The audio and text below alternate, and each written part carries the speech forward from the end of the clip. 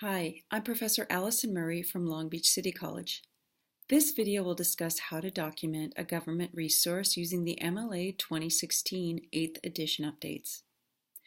If you're new to MLA, we recommend viewing our MLA updates and MLA logic videos first.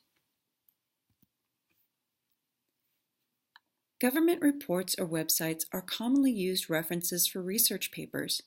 To document them, you'll be following the same format as with other online citations, documenting any information that you have available to you. The author is the government, followed by the agency. Governments are treated like a corporate author, which also include institutions like NASA or an organization like the United Nations, and are documented as such. You must also identify the specific agency of the government, such as the Department of Education or Census Bureau. The larger government agency can often be found on the home page on the About menu.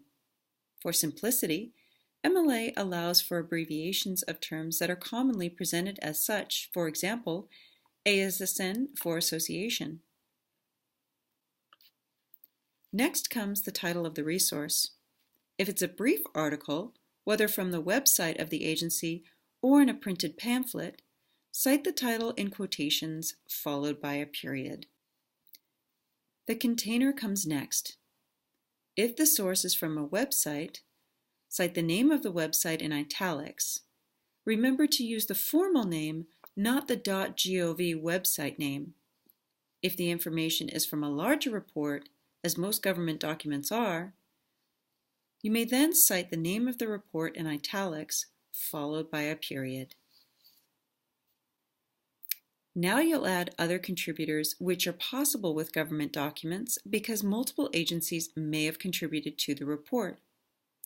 This sample has an author, which means she can be listed at the beginning of the citation as an author, or if I want to highlight that this is a government report and imply that the government studies how much teachers spend out of pocket on their classrooms, I can keep the United States as the author and list Spiegelman as a contributor. The 2016 MLA update allows us to make these rhetorical choices as it fits our paper's intentions. After other contributors, you'll use a comma and then identify the version, publisher, the publication date, and location, using commas to separate each item. Since there is only one version that we're aware of, I can skip the version identification and look at the publisher, which is NCES. The MLA wants us to reduce redundancy.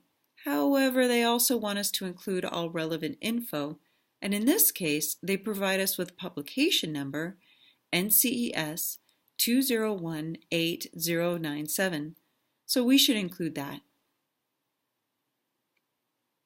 Next, we include the date of the report to demonstrate its currency. Lastly, we include the location, which in this case is the URL.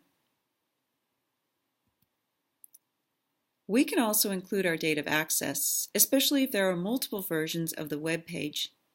Since this was a current report when I found it, I could choose to omit the date accessed, but it's best to communicate with your teacher on issues like access date because your teacher may have good reasons for including this information.